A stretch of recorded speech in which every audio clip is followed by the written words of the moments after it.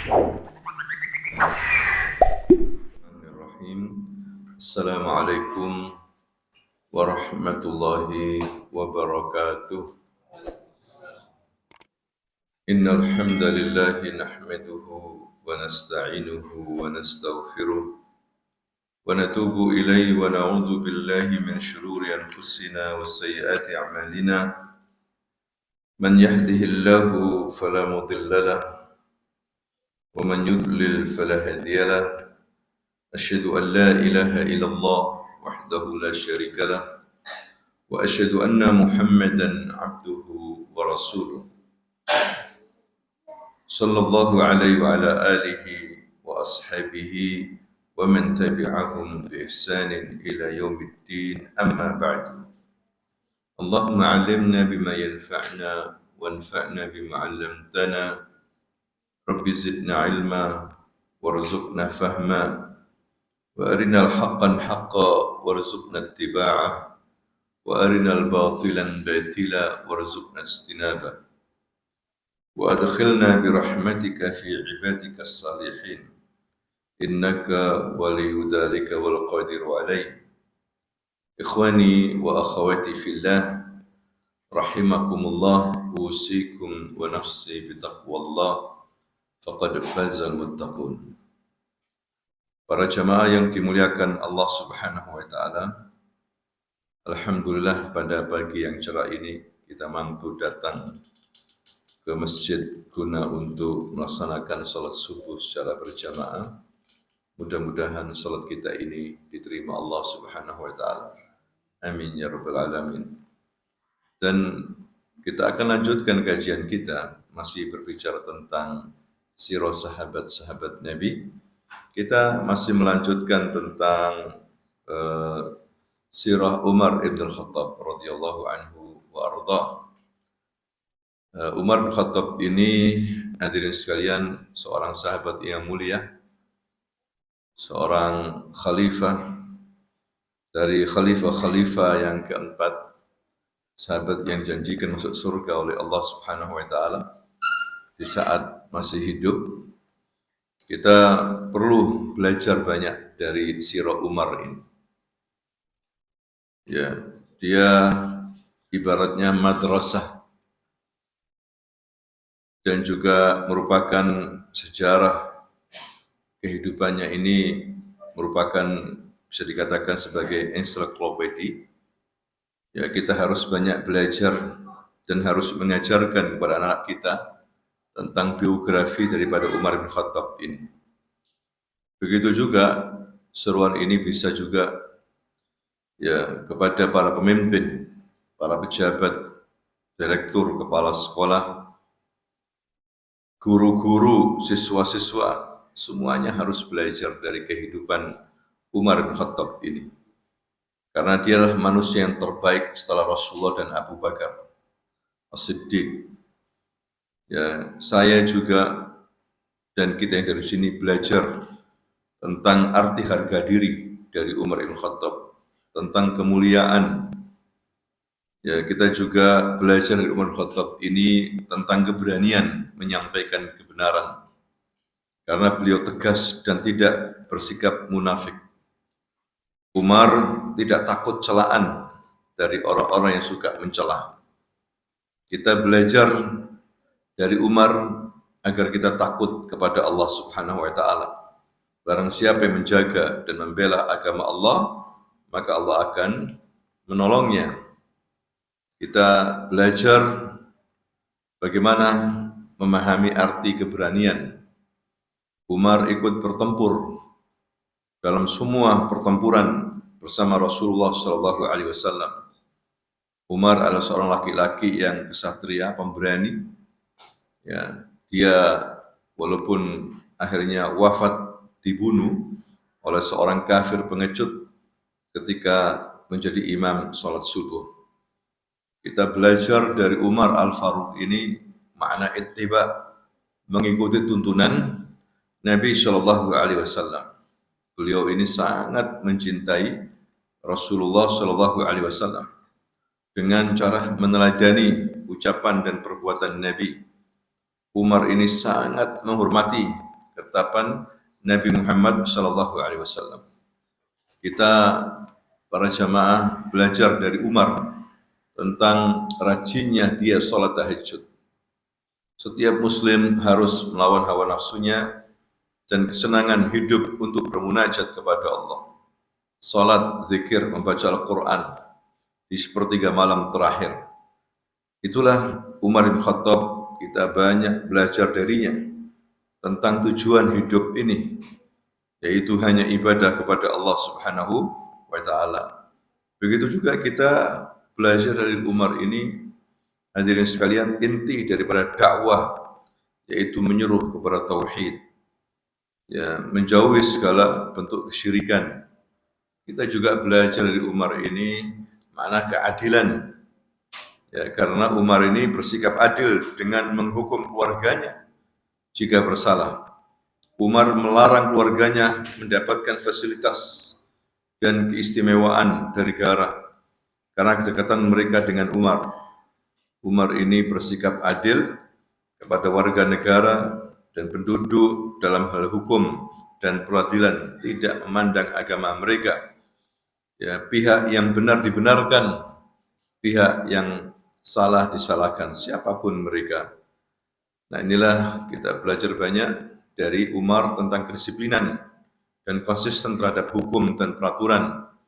Seorang pengusaha haruslah menjadi teladan bagi rakyatnya. Pemimpin sejati selalu bekerja keras memperbaiki dirinya sebelum memperbaiki orang lain. Seorang pejabat harus konsisten dengan segala peraturan dan keputusan yang telah ditetapkannya. Seorang kepala rumah tangga dan orang tua harus menjadi contoh sebelum memerintahkan anak-anaknya.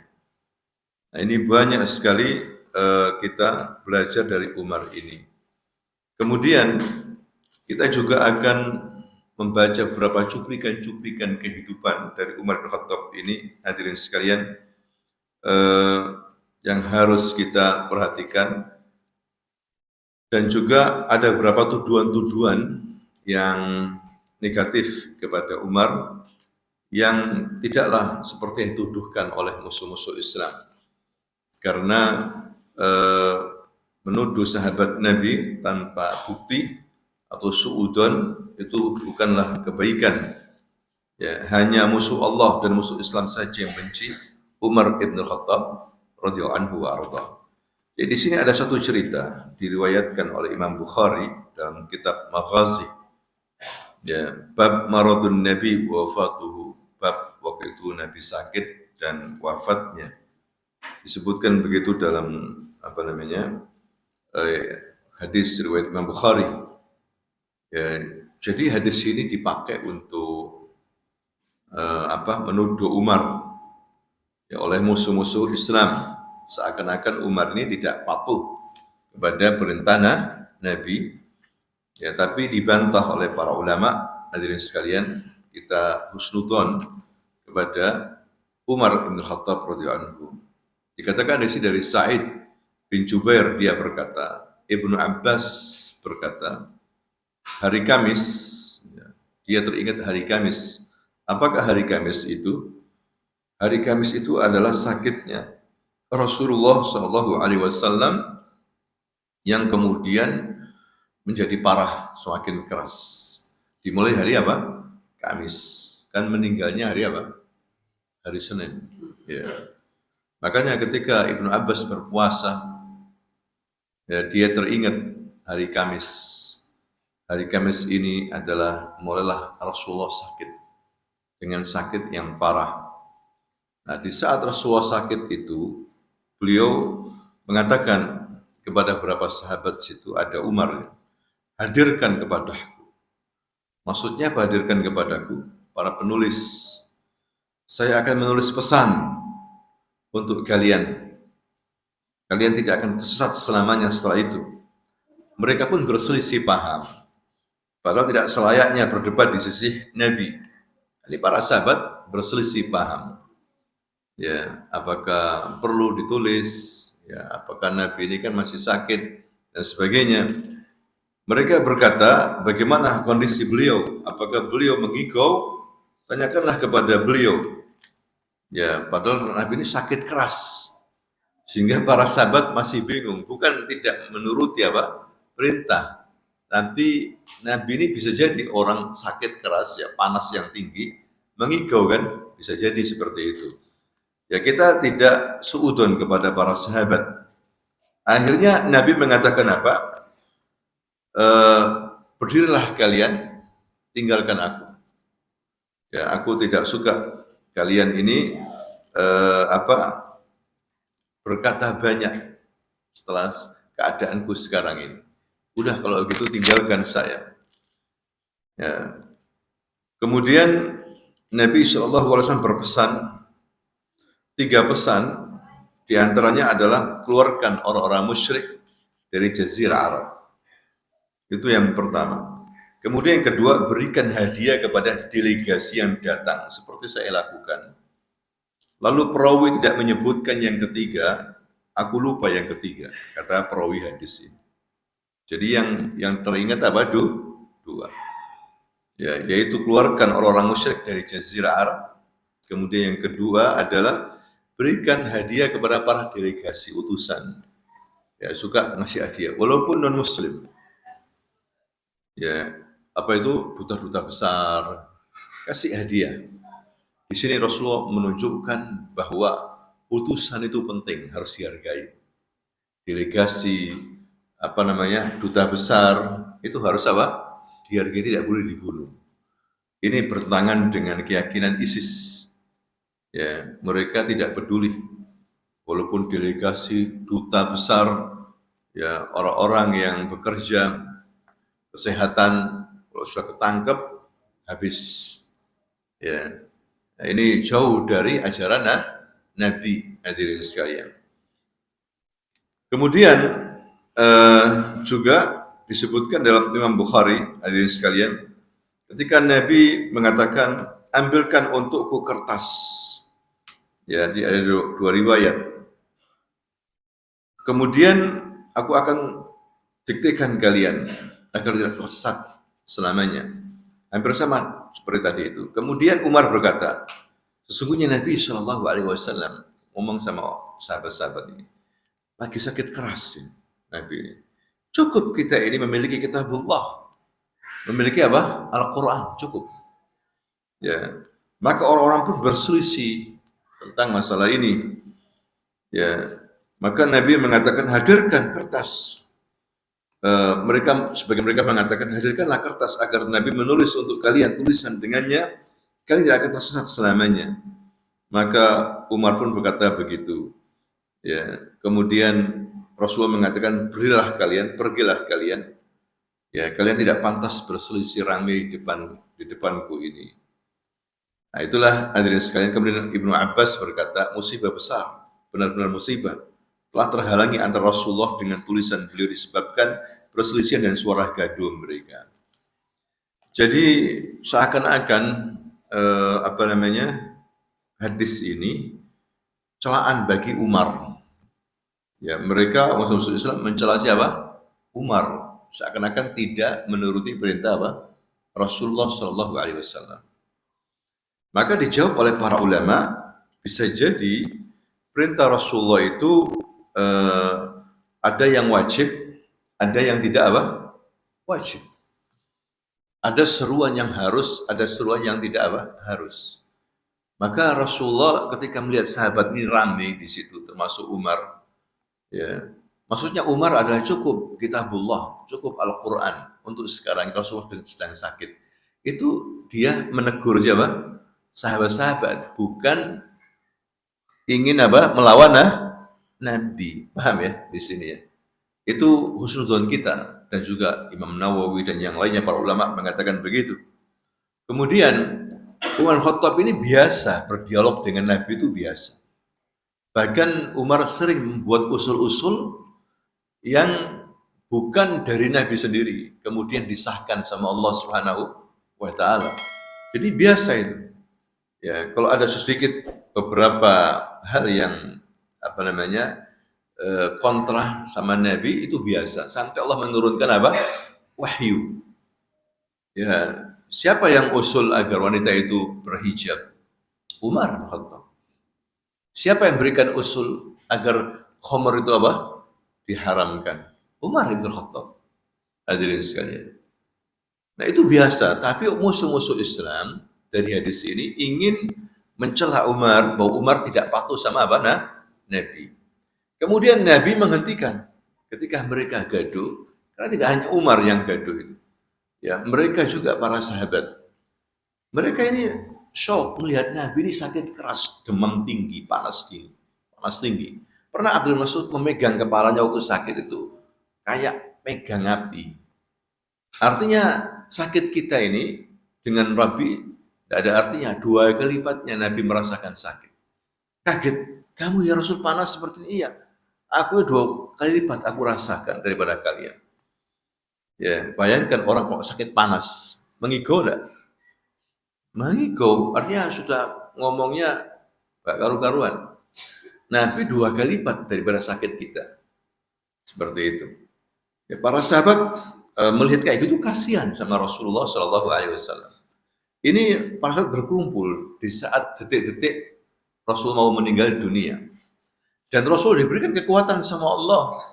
Nabi kalau mau bersabda tentang sesuatu, hadirin sekalian, ya kalau memang itu penting, tidak mungkin ditinggalkan. Pasti dia apa? Sampaikan. Kan ini masih ada beberapa kesempatan Rasulullah berkhutbah. Nanti ada lagi mau menjelang sakitnya, dia datang ke masjid bahkan digotong oleh para sahabat, kemudian dia berikan pesan banyak. Tapi Nabi tidak melanjutkan ini. Ya sudah kalian pergi sana. Tidak usah ramai di sini, bahasa kita seperti itu. Ya kan? Kalau memang itu perlu dan wajib disampaikan oleh Nabi, tidak menyuruh pergi. Berarti pesan-pesan itu mungkin ya tidak merupakan suatu kewajiban. Mungkin arahan-arahan. Paham ya? Itu husnudzon para ulama. Tidak bisa dijadikan hujjah dari hadis ini untuk menuduh Umar tidak taat kepada siapa? Rasulullah Shallallahu Alaihi Wasallam. Dibantah oleh para imam Syafi'i dan yang lainnya, hadirin sekalian. Toh agama ini sudah sempurna. Ya. Sebagaimana Allah berfirman, "Al-yawma akmaltu lakum dinakum wa atmamtu 'alaikum ni'mati wa raditu lakumul Islam dina." Jadi Nabi tidak akan menambah lagi karena sudah jelas 81 hari antara haji Nabi dengan wafat itu. 81 hari. Ayat ini turun ketika apa? Haji wada. Itu surah Al-Maidah ayat 3 itu. Dari haji wada menuju wafat itu 81 hari. Allah sudah menyempurnakan agama ini. Nah itu yang terjadi. Jadi kita husnudzon saja kepada siapa? Kepada Umar bin Khattab radhiyallahu anhu, sebagaimana para sahabat tidak memperselisihkan masalah ini. Hadirin sekalian. Ya. Kemudian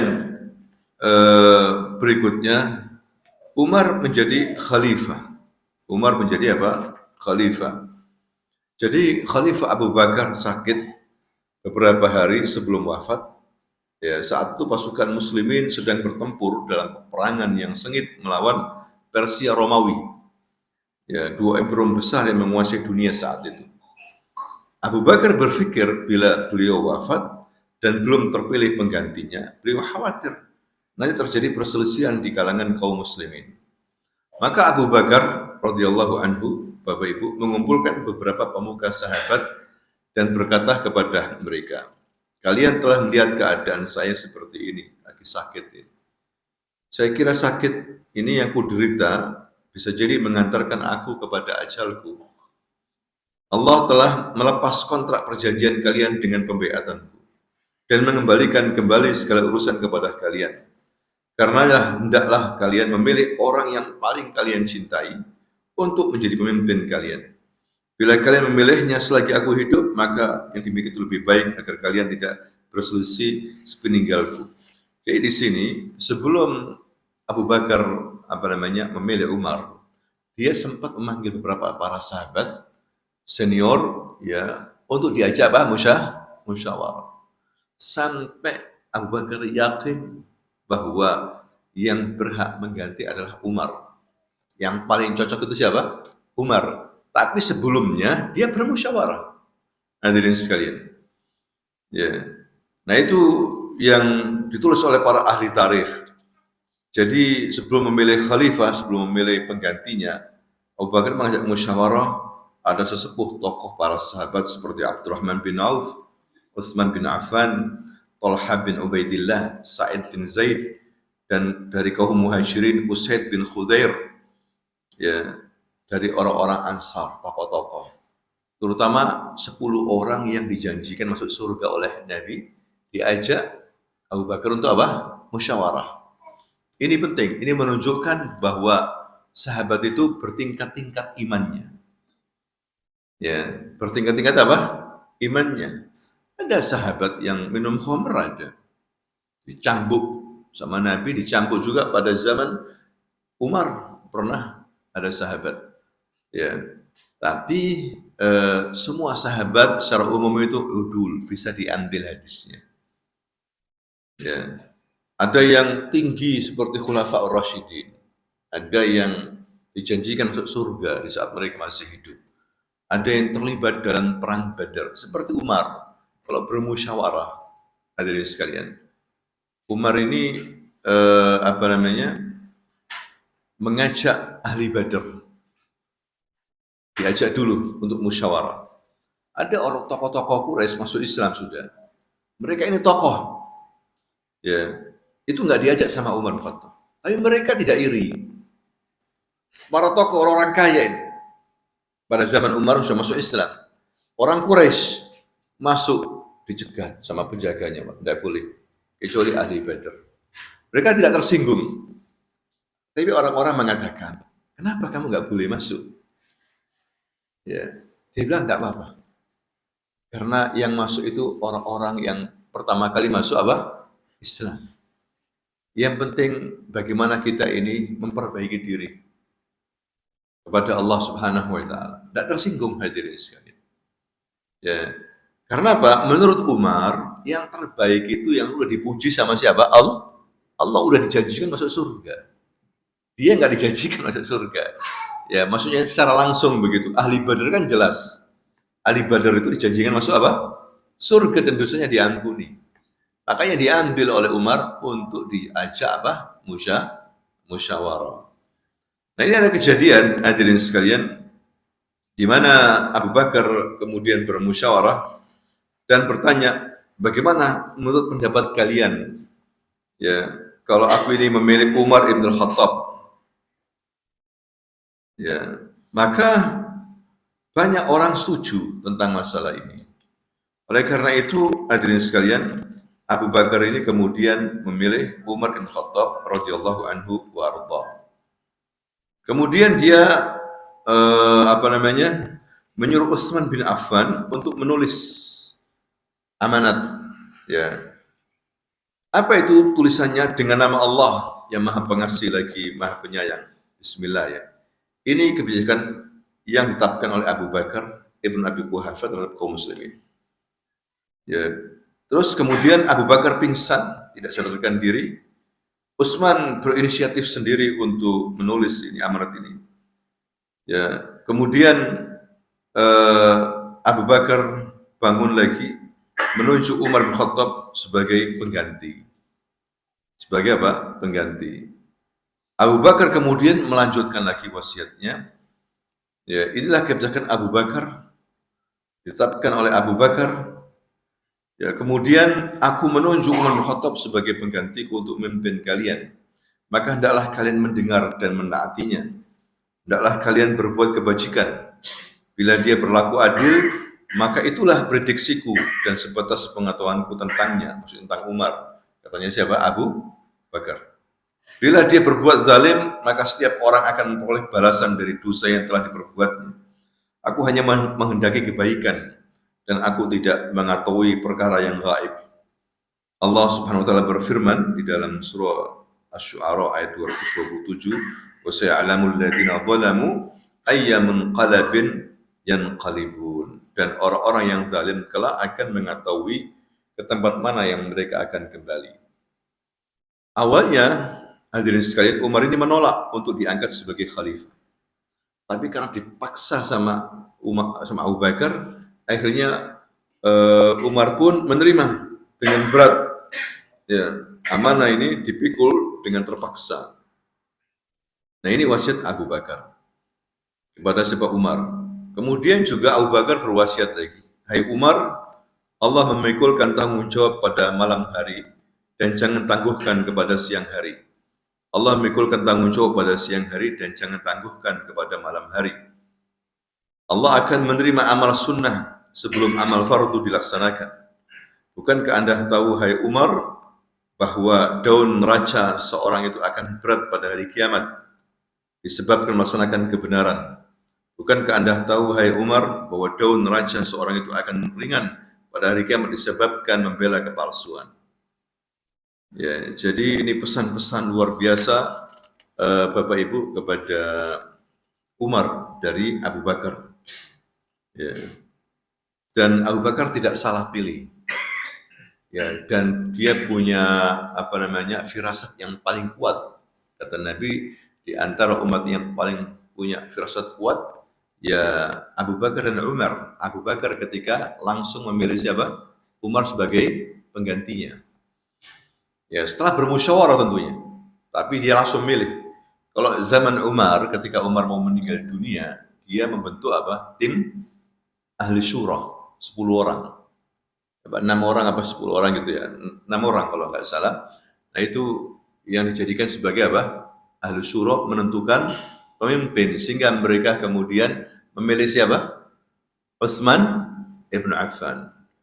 Karena Umar terbunuh, meninggal ya dibunuh, hadirin sekalian. Nah, ini waktu Umar sebagai khalifah. Ya, dia mulia karena dia adalah orang yang dimuliakan oleh Allah Subhanahu wa taala. Pernah hadirin sekalian, Umar ini menegur seseorang ya ketika Umar lagi berada di Utsman. Utsman ini Madinah dengan Mekah. Dia tengah-tengah tapi lebih dekat dengan Mekah. Ya, waktu musim haji. Ya, ternyata waktu di sana kan banyak orang. Dia bertemu dengan seorang Amir Mekah. Ya, Amir Mekah, yang anak buahnya, gubernur lah ya, kalau sekarang ini. Kemudian dia kaget. Loh, kok kamu di sini? Saya lihat engkau urusi orang haji itu di Mekah. Kok kamu di sini? Ya, maksudnya dia menyambut siapa? Amirul Mukminin. Terus engkau wakilkan kepada siapa? Mekah ini. Kamu serahkan kepada siapa kepimpinanmu ini? Maka dia mengatakan, aku serahkan kepada Ibnu Abi Abzah. Siapa dia itu? Dia seorang budak, ya Amirul Mukminin. Seorang apa? Budak. Kemudian Umar mengatakan, engkau serahkan urusan umat kepada budak? Umar luar biasa, dia disiplin, hadirin sekalian. Umar enggak setuju. Iya, ya Amirul Mukminin, tapi dia itu orang yang hafizul Quran wa faqih dalam hal ilmu waris. Hafizul Quran wa alimun bil faraid. Umar kaget langsung. Oh, begitu ya. Ya sudah, aku juga teringat dengan sabda Nabi Shallallahu Alaihi Wasallam yang pernah suatu hari dia mengatakan, Innallaha yarfa'u bihadzal kitab aqwaman wa yad'u bihil akharin. Sesungguhnya Allah akan mengangkat derajat sebagian manusia dengan Al-Quran dan merendahkan derajat kaum yang lainnya dengan Al-Quran. Artinya Allah mengangkat derajat suatu kaum atau pribadi kalau dia perhatian sama apa? Al-Quran, membacanya, menghafalkannya, mentadabburinya, itu pasti akan diangkat oleh Allah. Bapak Ibu, ya siapapun yang hadir di sini, kalau ingin mulia, perhatian Quran sudah. Sudah Quran aja sudah. Jangan khawatir. Diangkat oleh Allah. diberkahi, dikasih rezeki. Masalahnya kita ini kurang berkah hidup kita. Ya, kita ini rezekinya seret, nggak dianggap oleh masyarakat, kurang dimuliakan begitu. Karena kita ini suka baca WA aja, kurang baca apa? Quran. Baca WA-nya Masya Allah, ya Qurannya kurang. Terus terang, Qurannya kurang kita ini. Jadi Quran itu turun di zaman Nabi, hadirin sekalian, dengan berbagai macam cara kan. Cara pertama, Nabi datangi oleh seorang laki-laki, itu malaikat Jibril yang menyamar sebagai apa? Laki-laki. Dibacakan Al-Quran. Ada yang datang dengan suara gemerincing seperti lonceng gitu. Ini yang paling berat. Ya, musim dingin turun itu dengan cara seperti gemerincing lonceng membuat Nabi berkeringat, keringatnya besar-besar. Anda pernah musim dingin keluar keringat? Kecuali main bola ya, atau olahraga. Ya, itu Nabi keluar keringat. Pernah kakinya Nabi disandarkan ke pahanya Zaid bin Sabit. Turun ayat seperti itu, langsung brek. Ya, Nabi juga hampir pingsan. Si Zaid bin Sabit kakinya langsung ke tanah begitu. Tertekan ke tanah, kesakitan dia. Pernah juga Nabi naik onta ketika turun wahyu, ontanya nggak kuat berdiri, langsung baru itu duduk langsung. Berat, ya kan?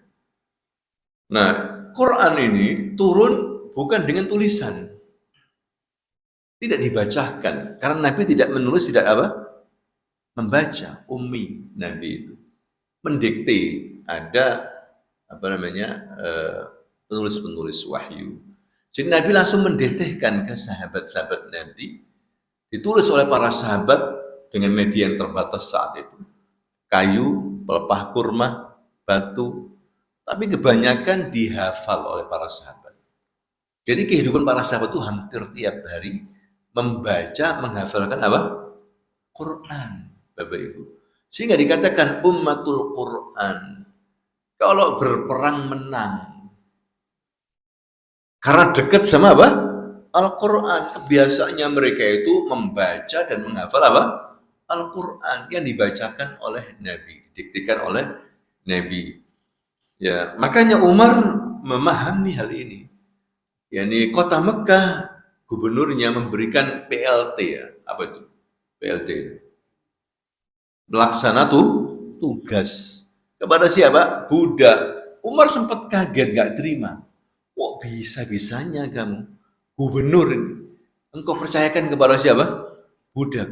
Artinya kalau kamu tidak membuat alasan yang masuk akal, awas. Itu sudah Umar. Gak taunya sederhana sekali. Gubernur Mekah ini mengatakan, ya Amirul Mukminin, aku serahkan ini ke budak ini karena dia hafiz Quran dan alim dalam ilmu waris. Kalau orang alim dalam ilmu waris ini ya biasanya sudah hafal ayat-ayat waris. Kalau Anda belajar ilmu waris, Anda pertama kali harus hafal semua ayat-ayat tentang masalah waris, baru nanti faham Anda.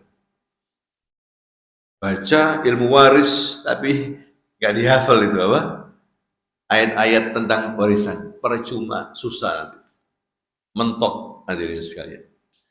Ayat-ayat waris ada dalam surah Al-Baqarah, ya Ali Imran, kemudian An-Nisa, Al-Maidah. Barang siapa yang hafal ayat-ayat panjang ini, kata para ulama, maka dia seorang yang faqih, ulama dia.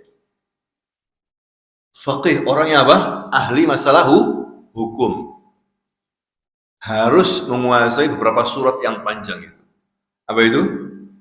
Al-Baqarah, Ali Imran, An-Nisa, Al-Maidah, yang panjang ini. Sudah hafal ini berarti faqih. Karena ayat-ayat hukum ada di situ. Ngajar fikih belum hafal ayat ini, masih belum. Dikatakan apa? Faqih. Hadirin sekalian. Jadi Umar di sini sangat kuat instingnya, tidak ada masalah. Ya, walaupun budak asal dia apa? Hafal Al-Quran dan mengerti tentang ilmu mawaris. Ya. Kemudian hadirin sekalian, kejujuran Umar. Jadi waktu itu Umar ini lagi sidak kalau malam hari melihat rakyatnya. Mana rakyatnya yang kesusahan, ada masalah enggak, aman enggak kalau waktu malam. Umar itu sering seperti itu. Ya. Kemudian dia tiba-tiba berhenti, enggak sengaja ya, berhenti pada sebuah rumah karena ada suara keluar. Bukan sengaja nguping untuk mencari kesalahan apa? Orang itu tidak boleh. Tapi kalau tiba-tiba lagi jalan ada suara keluar, kita dengarkan, boleh enggak? Boleh. Apalagi dia sebagai apa? Pemimpin. Tapi kalau nguping tanpa sepengetahuan apa? Sahibul bait, sengaja memang datang untuk apa? Nguping itu tidak boleh. Umar tidak sengaja datang situ, terdengar suara keluar. Apa itu? Percakapan antara seorang ibu dengan gadisnya, putrinya. Kata ibunya ini, ayo nak, sudah campurkan susu itu dengan air. Katanya putrinya ini, wahai ummah, wahai ibu, Amirul Mukminin Umar bin Khattab, pemimpin kita ini tidak boleh kalau jualan susu dicampur dengan apa? Air, melarang, tidak boleh. Umar bin Khattab tidak ada di sini. Malam sudah, nggak ngelihat, udah campur aja. Didengarkan sama Umar. Hadirin sekalian. Kata putrinya ini apa? Terus Allah di mana kalau gitu? Bukankah Allah mendengarkan, melihat kita? Umar tidur, tapi Rabbnya Umar tidak tidur. Umar sangat tersentuh dengan ucapan putri ini, menunjukkan kejujuran. Hadirin sekalian. Akhirnya dia ngomong sama mantan budak Umar ya. Waktu itu dia bersama seseorang mantan budak namanya Aslam. Ya Aslam, ciri tandai rumah ini. Tandai apa rumah ini? Suatu hari aku akan datang lagi. Udah tandai aja. Dan cari tahu siapa penghuni rumah ini.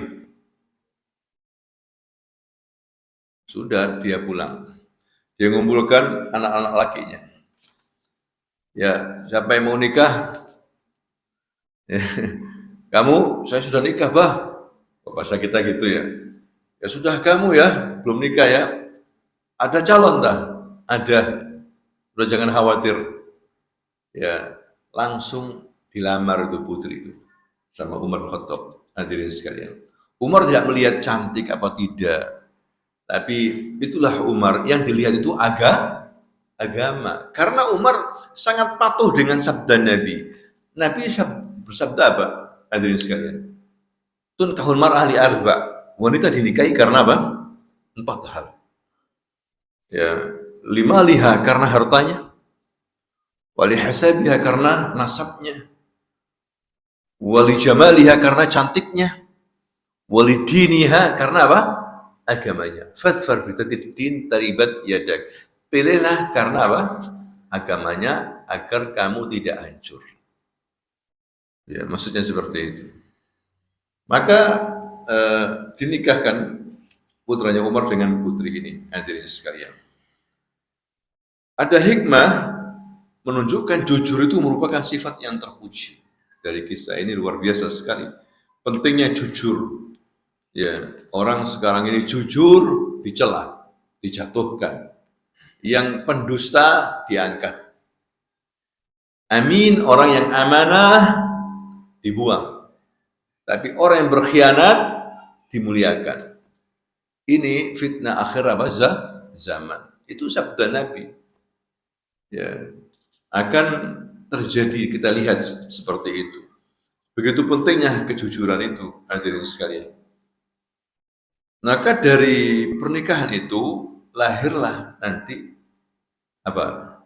Umar bin Abdul Aziz, seorang khalifah dari cucu Umar yang adil sampai dijuluki Al-Khalifah Ar-Rasyid Al-Khamis, Khalifah Rasyidin yang kelima. Padahal khalifah itu cuma berapa? Empat. Ya, sahabat Nabi itu ya. Tapi dimasukkan khalifah yang kelima, yaitu Umar bin Abdul Aziz. Ya. Kemudian Bapak Ibu yang dimuliakan oleh Allah Subhanahu wa taala, kita belajar cuplikan-cuplikan kehidupan Umar. Kita tidak mampu untuk menceritakan semuanya. Ini orang luar biasa, seperti ensiklopedi. Ya, lengkap. Ya, dari Umar saja itu belum sahabat yang lain. Kualitasnya sahabat Nabi seperti ini. Ya, misalnya Umar dalam berdoa, ya doanya itu dikabulkan sama Allah Subhanahu wa taala. Ya, dia pernah berdoa, ya Allah, berikan aku syahid di kota nabimu ini. Waktu itu pada zaman Umar terjadi perluasan negeri-negeri Islam. Umar ini mengirim pasukan banyak. Termasuk dalam sejarah dia khalifah yang paling berhasil membuka negeri-negeri Islam. Sehingga di Madinah itu aman, tidak ada perang di Madinah. Kalau ingin mati syahid di mana? Keluar Madinah. Di zaman siapa itu? Umar bin Khattab. Tidak mungkin. Mati syahid di mana itu? Madinah. Harus keluar perang di luar Madinah, hadirin sekalian. Tapi subhanallah, datang peristiwa Umar syahid di mana? Di Madinah. Karena dia dibunuh oleh seorang majusi, seorang kafir ketika sholat subuh. Ini menunjukkan doanya Umar ini dikabulkan sama Allah Subhanahu wa taala karena dia orang yang mengenal Allah, taat kepada Rasulullah Shallallahu alaihi wasallam. Banyak doa-doa Umar, hadirin sekalian, yang dikabulkan oleh Allah Subhanahu wa taala. Ya, jadi Umar ini orang yang setia terhadap Rasulullah Shallallahu alaihi wasallam. Ada juga kisah, tapi sebetulnya kata para ulama tidak ada dasarnya, tapi umum di masyarakat sering dibacakan oleh para khatib-khatib. Ya, tapi tidak ada riwayatnya yang sahih. Dasarnya dari mana tidak ada. Tapi tersebar begitu aja cerita. Ya, yaitu waktu itu Umar ini lagi ribut sama istrinya. Tapi Umar ini diam saja. Yang ngomel itu apa? Istrinya. Yang ngomel itu apa? Istrinya. Sampai keras. Nah, dalam waktu bersamaan ada orang, satu rakyatnya Umar, ingin curhat masalah rumah tangganya dengan istrinya. Ingin diselesaikan. Waktu mau gedor pintu terdengar apa? Umar diocehi oleh siapa? Istrinya. Akhirnya dia mikir, loh Umar aja diocehi oleh istrinya, apalagi apa? Saya. Berarti sama ya. Kan gitu. Nah Umar tahu ada gelagat tamu. Ya, akhirnya Umar membukakan pintu. Fulan, ada apa kamu? Dia malu-malu, akhirnya mengungkapkan. Ya ambil mukminin sebelah saya, ini mau curhat. Mau musyawarah, ingin menyelesaikan rumah tangga saya. Saya ada masalah sama istri. Gak taunya saya mendengar, kamu kok diocehi apa? Sama istri, kok sama saya? Katanya Umar bin Khattab, ya begitulah saya. Saya kalau diocehi istri diam saja. Ya karena dia yang apa? Yang mengurusi anak-anak saya. Dia yang mengurusi makanan baju saya. Dia menjaga nama baik saya. Ya sudah saya ngalah aja. Terus biarkan dia ngomong sak karepe dhewe. Bahasa kita mungkin seperti itu ya. Ya, begitulah kita seharusnya bergaul sama wanita, katanya siapa? Umar. Nah, tapi para ahli hadis, para ulama, hadirin sekalian, tidak ada riwayat seperti ini yang sahih dimanapun. Ternyata ini cerita, ditambah-tambah, tambahin cerita. Nah, ini yang harus kita perhatikan di sini. Jadi ini cerita yang tidak ada dasarnya. Makanya dalam tarikh, dalam sirah itu ya kita harus faham. Kadang ada riwayat yang tambah-tambah itu banyak, yang tidak sahih. Ya.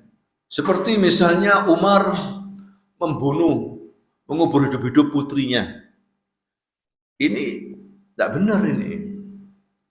Ya, ini kisah tambahan. Yang menceritakan ini siapa? Ternyata orang Syiah. Kan dulu waktu zaman jahiliyah, namanya orang Arab, ya.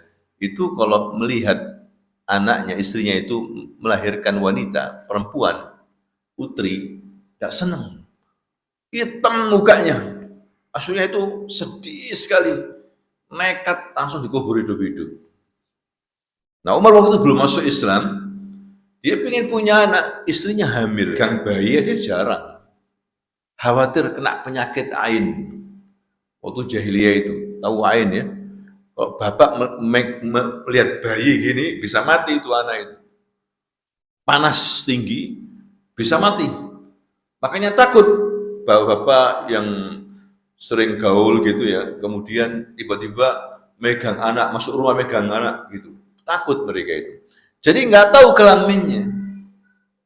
Suatu hari Umar ini pingin, sudah mulai tumbuh, mengajari anaknya ini berkuda.